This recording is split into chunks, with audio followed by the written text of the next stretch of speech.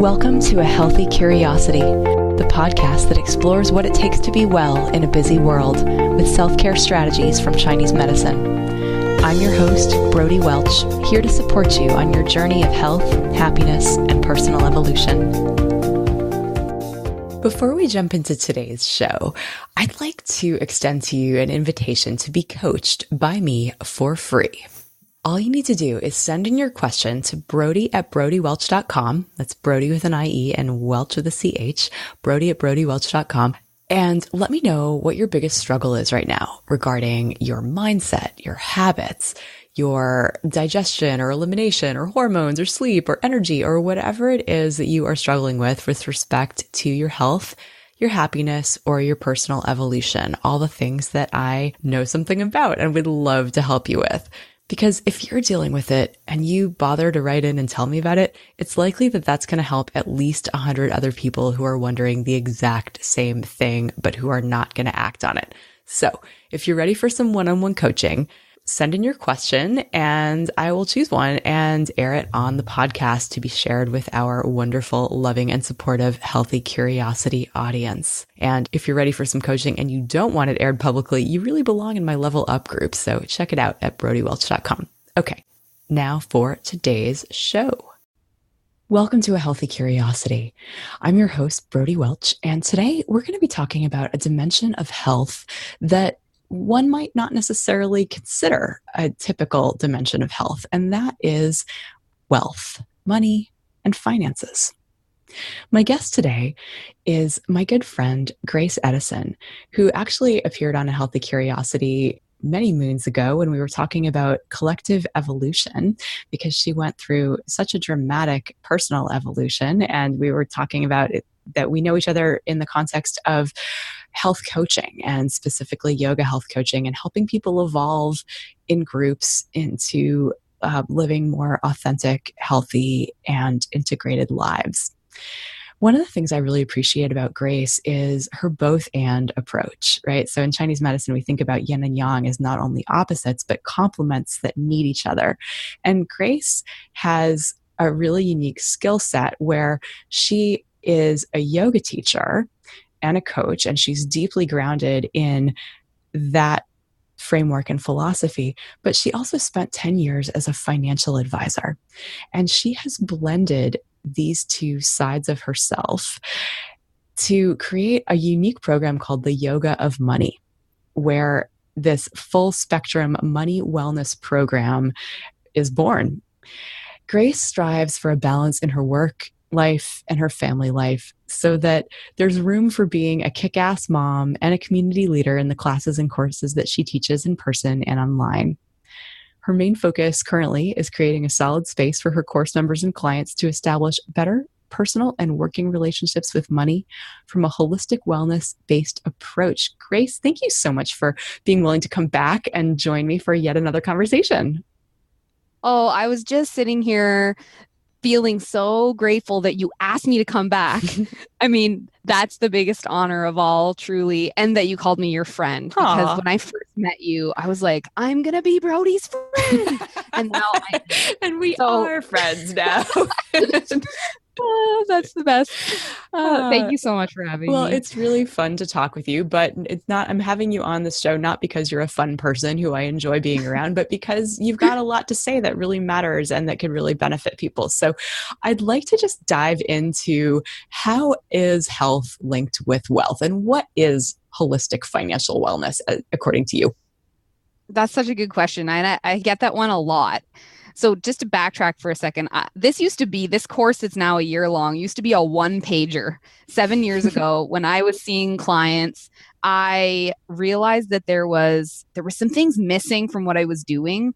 And I asked a few people if I could guinea pig it on them. And it was a 1-pager, and it was holistic financial coaching is what it was called. And really how it came about was when I first started practicing yoga and I was learning a lot about my own health and well-being and how to create balance in my life. I realized that I started to see a trend like within myself that as I felt better, my relationships, not just with people, but with money started to get better. I started to have a clear perspective on like, why the heck was I spending money? What was I looking to my money to get? And then as time went on, I was still living in Kelowna then, and I'm trying to think back to must have been 6 or 7 years ago when this kind of dawned on me. And at that point, I started kind of tracking it, doing like an internal bit of research with my clients who were part of my when I used to work for Freedom 55 Financial, a division of London Life, the oldest life insurance company in Canada. And I started tracking, you know who Louise Hay is, right? Absolutely. But for Okay. people who don't, she's famous for those books about like decoding your physical symptoms and what they can tell us is going on emotionally or spiritually or mentally. And so she has, I think, a lot of really valid stuff, but it also, it's like, it's never as easy as like looking it up in a book and getting like, oh, well, this is obvious. Like my back pain has to do with my sense of lack. It's like, not necessarily. It's a place to start. It's an entertaining possibility.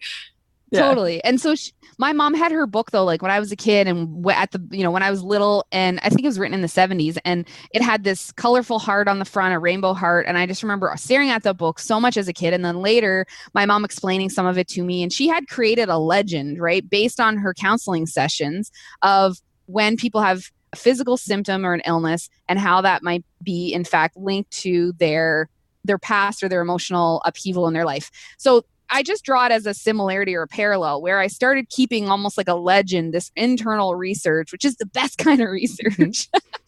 Just asking people, like, can you tell me a bit about your health? Like, can you tell me a bit about your family history? Can you tell me a bit about more than just your money?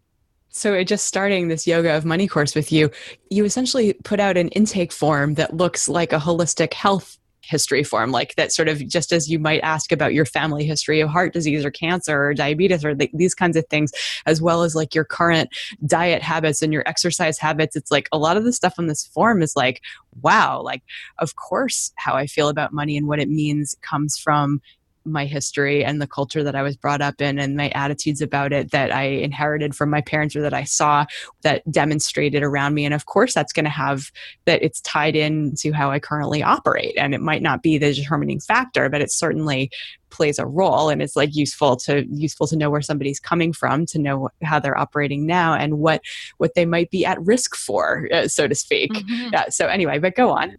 Yeah, totally. And what I found was something really cool that I noticed almost immediately when I started as a because I ended up in financial advising by accident, right? As it happens all the time. And when I was a kid, there's a picture of me in the newspaper in grade 6. I was carrier of the week, which meant like paper delivering girl. And it was like future plans. And I said guidance counselor.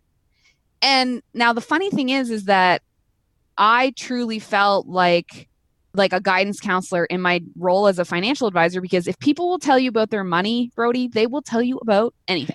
It is very personal, right? Like that. So personal. Yeah. And that people had to feel really safe. And I always started with like, that I am bound confidentially. Like I cannot tell, because a lot of my friends came to see me, even eventually my parents, which was such an honor. They wanted to see that I could do it first, right? So it took about 3-4 years before they decided to allow me to help them, which was fantastic. I did such a good job, just by the way. Nice. And I started to just look at this bigger picture, because we had something called a fact find. I think it's called something softer now, like a personal money analysis or something. There were harder and sort of softer questions, but there wasn't really anything like, tell me about family history. Tell me your perspective on money. What is your money? What are you looking to your money to do for you in your life? And I added them in. Like I would just start in the notes at the back. I was asking people essentially like, tell me about your money blind spots, by prompting them to just go a little bit deeper than their budget and their income and their expenses. And one of the most difficult conversations that really prompted this was the life insurance questionnaire or the critical illness questionnaire, where I had to ask everything under the sun, including like, have you ever had an STD, or what are they called now? An STI, right? Like super personal.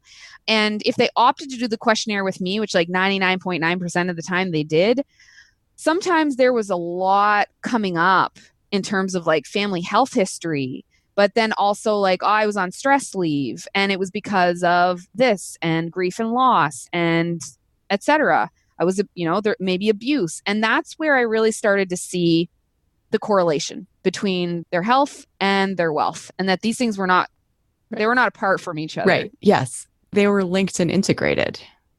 Yeah, big time. That's something I'm also really curious about delving into more deeply, because I see a lot of, especially younger women who are pretty high powered and driven, who are really running themselves into the ground. They're not eating well. They're not giving themselves adequate rest. They know they're drinking too much. They know that, like just they're making choice. Like they're not moving their bodies. They're not stretching their bodies. They know that what they're doing is unsustainable. And they know that they're basically like trading their health for wealth. And they feel like it's okay to do that in the short term for a few years. And they feel like if they slow down, if they set boundaries around their time, if they actually claim back the ability to like step away from the desk and do the stretching or do the, hydration or whatever it is, that they won't get as much done and that they'll lose traction and potentially a promotion and like blah, blah, blah. And certainly it's like the culture, like if you're surrounded by people who are also doing that, that becomes normative and it becomes really scary to not do that. I would love to see you unpack how actually, because I know that there's some excellent data on this, that doing less allows us to do more, right? That we actually do need to, like, they're not juxtaposed. We don't have to trade health for wealth. What do you say to people who are caught in that bind? Can I tell a little story? Of course, yeah. So I went last year to the Infusionsoft. It was called Icon. They don't do it anymore. And it's like this big conference. And like Jillian Michaels spoke at it, and Lisa Nichols, and a few other people that were super cool, whose names I can't remember right now. And there were a number of small or entrepreneurs or small business, I guess they consider it. But usually anybody who's at these conferences is, I think, making over $1 million a year, something like that. And so they have different contests, and they had a couple of women who had won this contest or grown exponentially over the year, and they were recognizing and honoring them. And I think every single one of them that got up on stage was noticeably sick or unwell, severely overweight, I would say was the biggest telltale sign.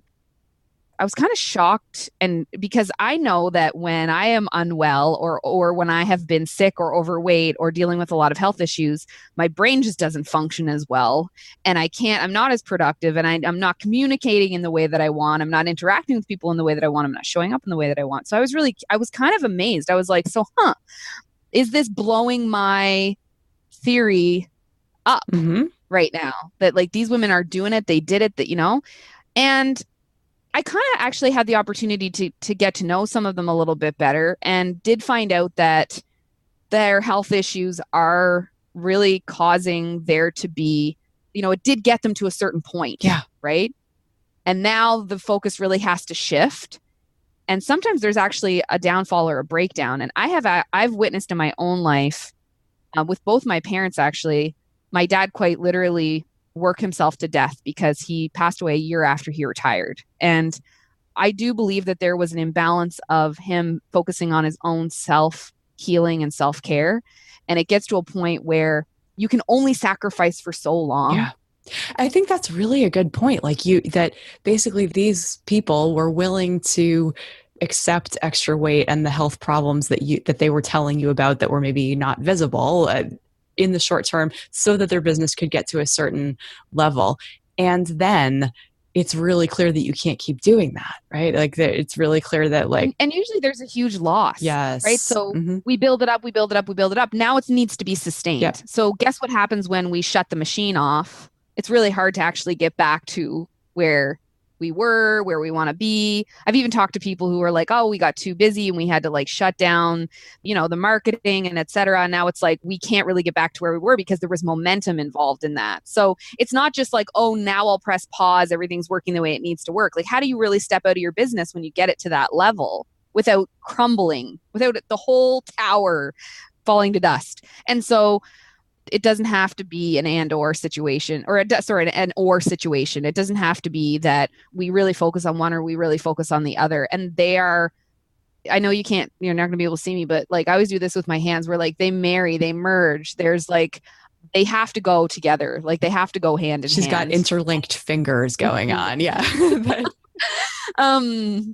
So for women who might be stuck in that belief of like, I need to do this in order to get ahead. I need to trash my body. I need to not honor what it's saying to me in service of this job or this career goal. What do you say to help counter that belief that nose to the grindstone for longer hours is the only path to success? Initially, it's like, is it working for you? Tell me a bit about how does it feel to be in your body, right? Like just take a moment and ask your body, like, how you doing? How you feeling? What's going on? And my other piece is like, how do we enjoy the fruits of our labor and the hard work? And how do we really enjoy like the money that because a part of this is working for Freedom 55 Financial. The key word there was Freedom 55, meaning freedom, and 55 meaning that you had a choice or an option to work less at 55. It didn't mean that you retired at 55. So it's like, what are we working towards or for if we are sick and then we really can't even appreciate the fruits of our labor or our time off or all that hard work, right? So that's something I ask myself every day, every single morning when I wake up. Like, how are you approaching the day? What are you doing to prepare yourself to actually enjoy and be really present in your work that is not a sacrifice to yourself? Because the saying, like, if mama ain't happy, ain't nobody happy. Like I think I was quoted recently saying like, I got an 8-seater mom mobile and I ain't driving anyone around if it doesn't have any gas. Right. Like I can't help anybody truly. I really can't be fully available to anyone. If I'm not fully available to myself, if my cup isn't full, I can't pour into anyone else's cup. Certainly, I can't siphon any gas off for them if I don't have any gas. And it's like, if you are sleep deprived, if you're eating like crap, the quality of your thoughts are not going to be there. You're not going to be.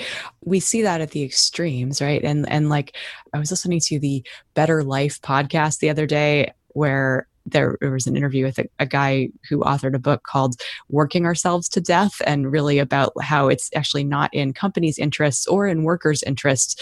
I mean, essentially, it's like, it seems like brilliant capitalism, right? You just chew up the workers and have them outsource the cost of their health, that we in the United States don't have. We're not all in this together as far as like the cost of healthcare, but basically it doesn't serve the employee and it doesn't serve the employer in the long term. And that we know that things like taking breaks makes us more productive and getting sleep and do it, like these habits that we try to inculcate in people so that they can be their healthiest self, that actually works in service of our productivity. And especially when we can bring these habits into automation, as we so often talk about, that it like frees up bandwidth for everything else that we're trying to create in life. Oh my gosh.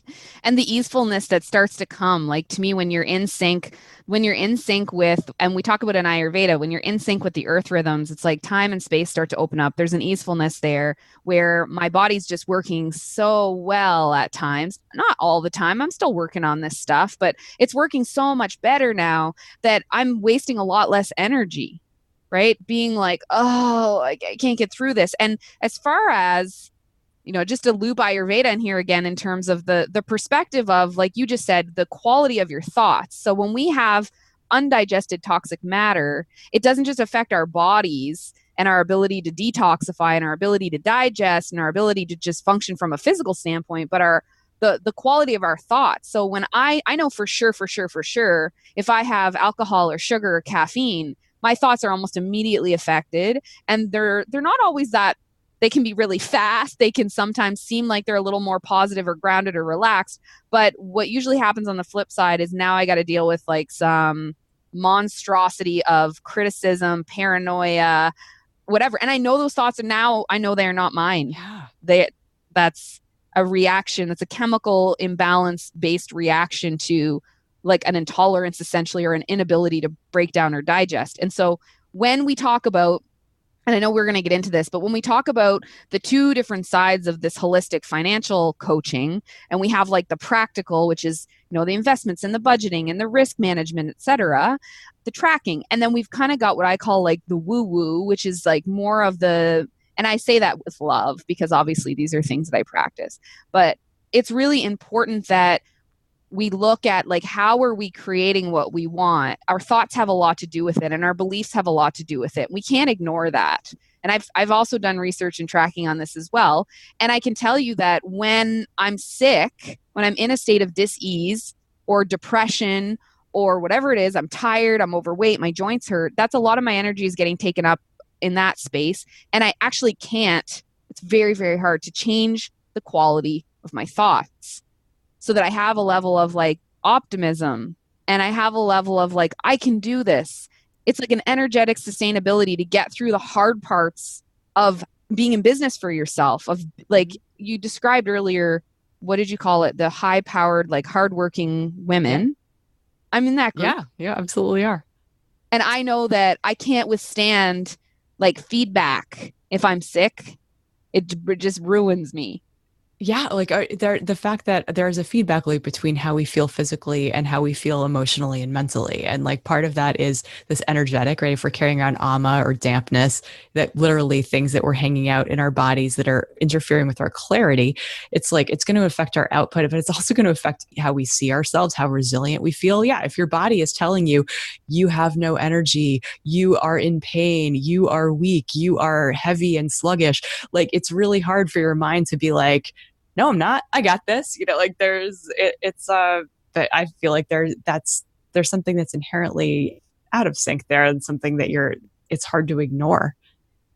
Yeah. Like how much of the day are we spending fighting our own thoughts? And no amount of affirmations or mantras or whatever, like really are going to fix the toxic condition of dis-ease, right? Of ama, as we say. So I wanted to tell you something that came up when we were like a few minutes ago in terms of like working so hard and working ourselves to death, et cetera. Do you know the what now? The top 5 regrets of the dying. Yes, I actually just shared that with my group the other day. Yeah, like the number 1 is I wish I hadn't worked so hard. Yeah. So let me read the ones that I have, because they all relate. So I wish I had the courage to live a life true to myself, not the life others expected of me. And these, by the way, are from an article in The Guardian, right? That was originally sourced from hospice workers asking people who are dying what their regrets were. Yeah. Well, and so I'll read them all and then I'll kind of loop them in and relate them. Sure. So we have that first one. And then I wish I hadn't worked so hard. I wish I had the courage to express my feelings. I wish I had stayed in touch with my friends. I wish that I had let myself be happier. And I would throw in there, in addition, like that includes healthier. That includes healthier as far as I'm concerned. I know it's not explicitly said. So the first one, I think it really relates to, why are we working so hard? Like, where are we trying to get to? Like, I think it changes over time. And sometimes we lose sight of the original reason that we wanted to have the empire, or we wanted to make that amount of money. And I always ask people, like, give me a number, but then tell me, like, what would that do? What would you do with it? How would it feel? The why. Yeah. Yeah, that's a really good question. And I mean, I encourage anybody who is listening into this to just like see if you have a number that you're like, I want to make $100,000 a year, or 2 or 3 or 50 or whatever it is. It's like, for why? What would happen as a result? And I've caught myself a number of times. My dad passed away 4 years ago. I was like an overdoer or an overachiever in that I wanted like my dad to be super, super proud of me. And I've caught myself a number of times in that, perhaps that blind spot of, I'm going to prove to somebody that I matter, that I'm good at what I do, that like, I'm going to make my dad proud. And, sometimes that's cool. Sometimes that's okay. And sometimes it works. And sometimes it actually just forces me to chase now that he's gone, even like, I don't even know necessarily if he'd be proud of me. And I've even said, I don't necessarily care because I'm going to do what's true to me. And if I work myself to death trying to get approval and confirmation or like get that from someone else, what was it all for at the end of the day? Yeah. Yeah, exactly. And recognizing or just trying to update your own files on what is important to you. Like maybe it was really important, like life or death important, or it felt life or death important when you were a kid to have your dad's approval. And at this point, it's like it's your life. And so like how do you want to feel? And is that at more or less important than this hypothetical approval that you may never get? One of the things that I was introduced to, because we're not taught to think proactively about our health in this culture, right? We're taught to deal with emergencies. And when people get the terrible diagnosis, they're willing to fork over pretty much any amount of money for the treatments, right? What's now like a really terrible problem, right? When someone has cancer or a heart attack or gets a diagnosis that's scary, people mobilize all these resources like at that point, where if they had thought about investing in their health years before, if they had thought about just making their lives, taking care of their bodies to set themselves up for not potentially needing the emergency, or I'm certainly not saying that everything that we do, that like if we don't have perfect health, that it's our fault. Like that's definitely not what I'm saying.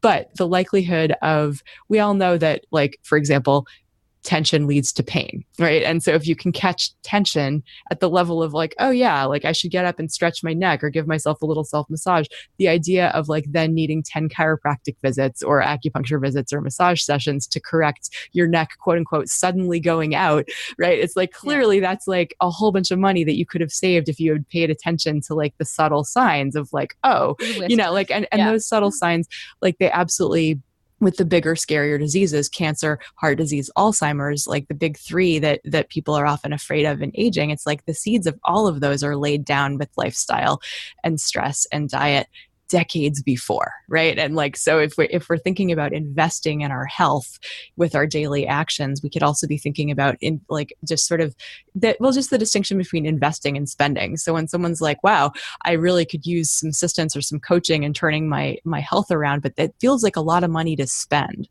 And I'm like, wow, but is it really spending, or is it investing in the future that you want and not having to pay through pain, and instead getting to have the innumerable like benefits of years and years of feeling good, as opposed to having to feel like the pain of your neck going out or the pain of the terrible diagnosis and then having to deal with that later on.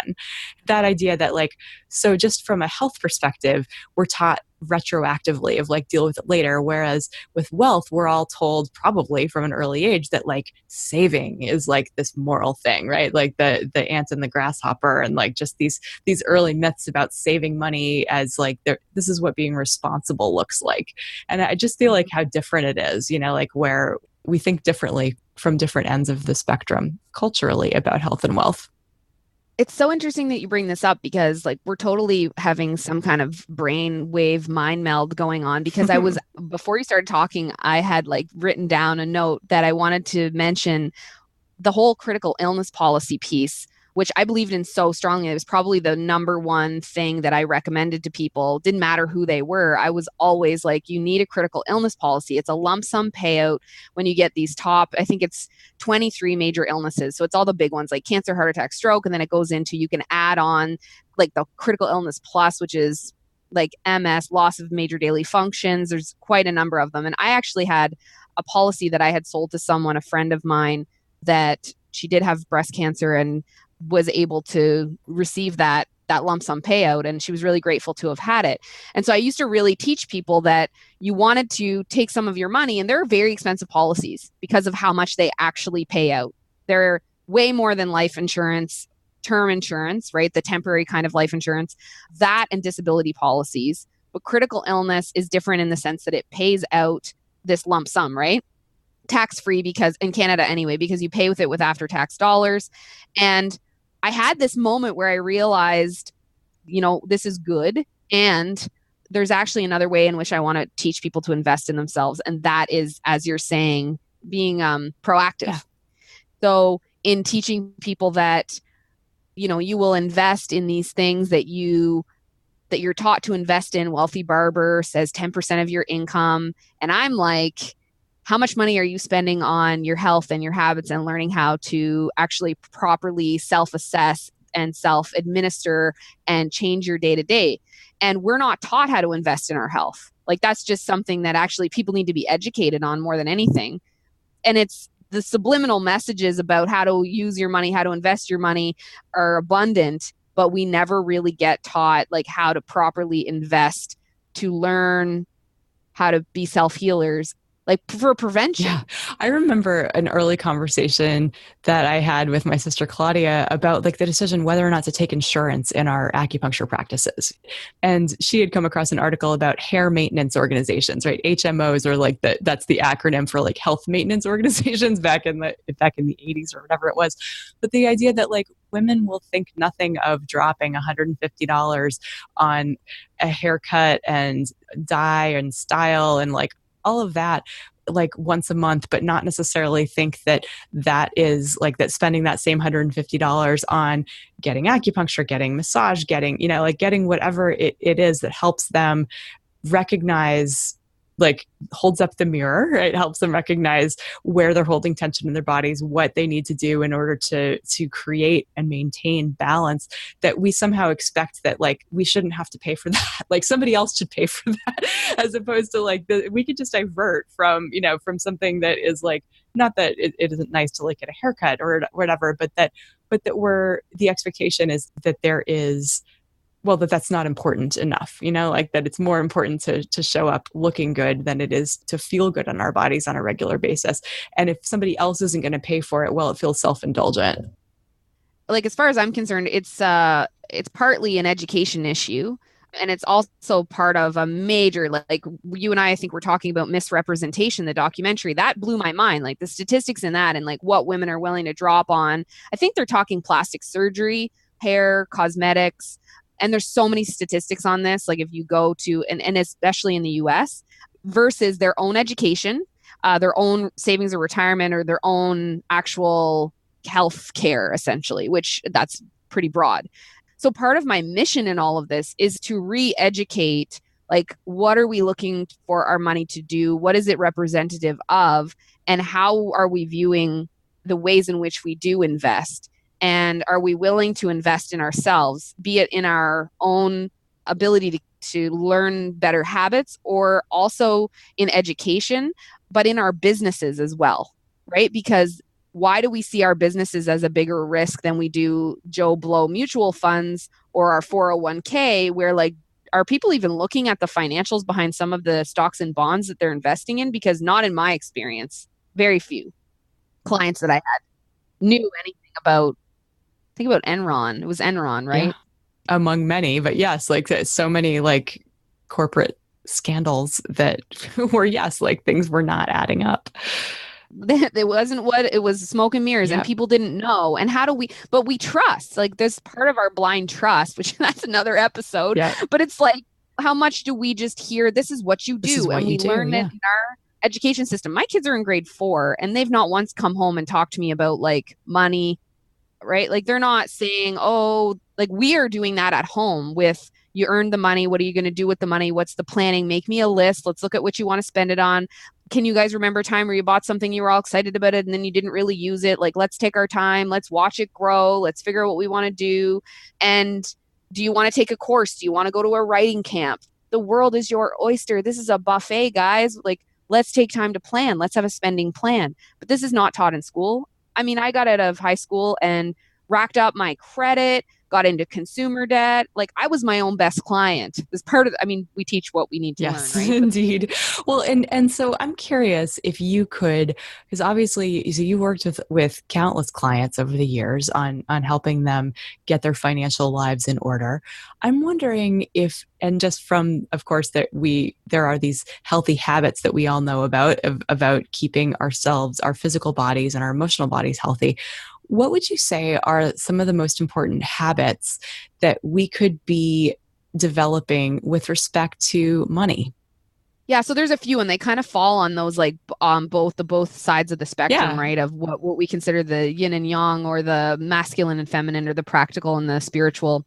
And I always say that like science and spirituality, or like factual based stuff and spirituality, they go together. They're not two opposite things that you pick one. So some of the habits involve being willing to look, at the areas you don't want to look at. So like not the head in the sand, like it'll all magically work itself out of like, That's never worked. yeah. So things like, so that's going to be like, look at what? Look at bank balances, look at our Oh my retirement gosh, statements, all of it. look at where our money is going, look at what we're looking at, all of it. Yeah. Okay. It's really about slowing down. And one of my teachers is Barry Tesler, and I've taken her Art of Money course, and I think she's rad, and I love her book, and she's just so sweet. She talks about money dates. And that was so helpful for me. Like, it was like, I'm going to sit down and I'm going to, she talks about chocolate, dark chocolate money dates. And like, I get my tea, and I get like maybe my warm blanket, and I get in, I have a recliner chair that's got folded towels on it behind me. And I get my markers, and I just sit down and I look. I take a deep breath, I get grounded, I might do a meditation, and I look at my bank account, and I'm willing to look, and I'm willing to talk about it. Like, I had a few areas of like deep shame around like money, or money lost, or money spent. And when I started actually choosing people selectively, be it a financial advisor or like a really close friend, and just saying, I need to do you know what conscious listening is, or co-listening? It's like a yoga practice. Yeah. Where, yeah, like I would tell you, and you would just hold the space. Or say, tell me more. Yeah. Tell me more. Tell me more. You can do this with your partner. You can do it with a friend. You can do it with a professional. We do a lot of this in my course, where we just have the space to open up. And I always say, like, what do you not want me to know? Can you tell me what you don't want me to know? And what do you not even want yourself to know? Like, what are you unwilling to look at? And it's all the way from like black and white numbers of like, where did you spend your money? I noticed that people have like the $20 yourself to death, or like a leaky faucet, right? Where, oh, it's only $20, or, oh, it's only $30. Some people it's only $100. Some people it's only $5, but it's like, it just trickles out. And then all of a sudden we're like, whoa, my bank account is not what I thought it was. And I wasn't really paying attention. Equally, there another habit that some people who pay really, really, really, really close attention, they're maybe not noticing the somatic experience of like, where are they tight in their body when they are spending, or where are they unwilling to spend money that they need to spend? Where are they really, really stressed? So I always say that if you take your hand and you make a fist, you're clenching really tight, and you can't really hold anything when your fist is tight like this, right?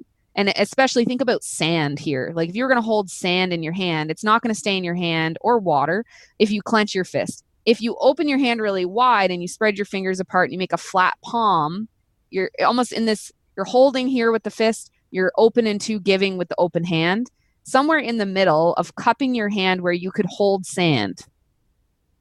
So when we're doing these practices and these habits, we're getting to a point where we're seeing where we're tightly clenched and where we're stressed, and where we may even be too rigid, or we're tracking to a point where it's causing stress, or we're not willing to look, and we're just giving money away left, right, and center, putting the blinders on, and the hand is now it's really open and it's unable to hold. Right? Yeah, that makes a lot of sense, that basically that being too cavalier with like and with just letting small amounts of money go over time, it's like that death by a thousand cuts, versus the clinging too tightly to the point where it's actually, there's a feedback loop where it's creating more stress for yourself. That you helped me through something like that the other day, where I was wondering whether I'd made a good or a bad investment. And I realized, actually taking a step out of that, is that just that my self-judgment about like being perfect and like making the right decision every time, like that there's something about that, where I like using money to evaluate whether or not I'm smart, or like whether or not I, like that, basically letting that create its own feedback loop, as opposed to just being like, you know what, I'm going to have this experience. I'm going to let this ride and see what happens, without necessarily there being a return on investment, but just because it was something I was called to do, and even though I'm not at that same point with it, like maybe there's not a wrong decision. So that was a useful thing for me. So there's the habit of like recognizing, observing your behavior around money, whether you're maybe too loose or too tight with it, what else could we get in the habit of doing as far as like a practice of reflection and self-study around money? Well, one that I really liked, I still do this. So in sales training, they call it the pregnant pause, right? It's just doing nothing for a moment or two. It's like getting excited and like wanting to buy something, or equally deciding really quickly not to buy something, like no, right? It's just being too quick. So Mm-hmm. it's actually pausing. And I have a few things that I've done, which is for a long time, a good year actually, I would go into a store to look at something, or I needed something maybe, or I just wanted to browse, and I would leave my wallet in the car. And if I found something I really liked, I would put it on layaway, or I would say like, hold on to this for me till the end of the day. I do this for online purchases as well, course purchases, etc. I would put it in a cart, or I would bookmark it and save it. And then I would make a list. We have a big sheet of paper that hangs in our hall that we all get to keep with a different colored marker, all the things we saw that we really liked. And it's super fun. It's like a wish list. It's things that you would love to spend your money on, or equally that you need to spend your money on, that you Yes. don't want spend your money on, right? You need the training, you need the new hot water tank, or the new muffler. And it's like, oh, that's not really where. So it's like keeping a list, and we bump. So we'll go, oh, I'll tell you a really good example. I wanted to spend some money on my business. Danny wanted a dirt bike. And it made so much more sense in my mind for us to spend that money on my business.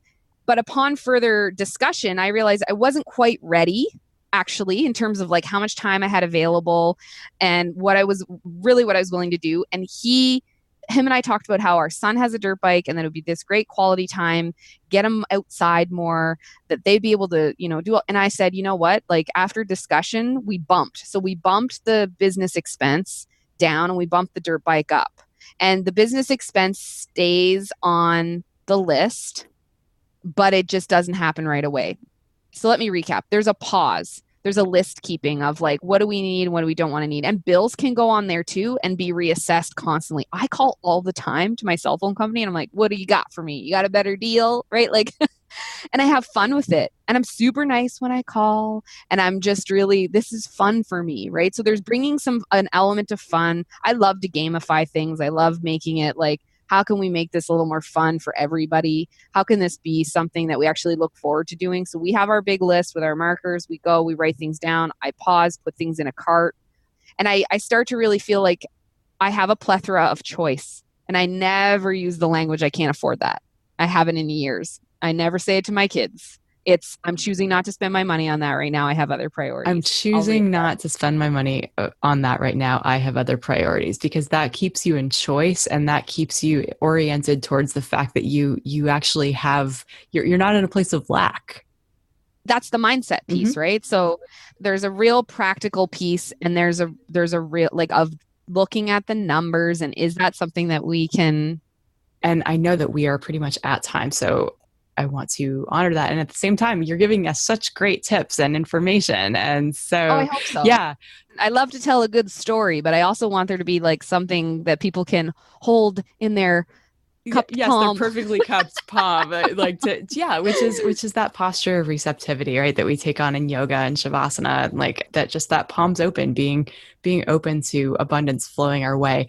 So Grace, with this very practical and very woo-woo blend that you have to offer, where can people learn more about your work? Well, my website is being sort of revamped, but graceedison.com is, you can get in touch with me through there. I love when people find me through Facebook too. So just looking me up on Facebook, Grace Edison. I'm in Terrace, BC, Canada, and just send a personal message and say how you found me so that I know who you are. And my email address is grace@graceedison.com. And I just love hearing from people. If people have questions or feedback, as long as it's kind, loving, compassionate, I'm like totally all ears and all heart. So I'm so grateful that you had me on, Brodie. Being your friend and having your support, and always, it means a lot to me. Just means so much. I love you and I respect you so much. Your work in the world is so important and you're doing such a fantastic job. Oh, thanks so much for saying that. It's a real pleasure, and I really appreciate your wisdom and your friendship as well. Thanks for listening today. For more episodes of A Healthy Curiosity, you can visit the iTunes store. If you appreciated today's show, please leave us a review. This helps other people to find the podcast. You could also head to brodiewelch.com, where you can find free self-care resources, learn more about Chinese medicine, and let me know what you'd like to hear about on future episodes. I'd love to hear from you. Till next time, be good to yourself.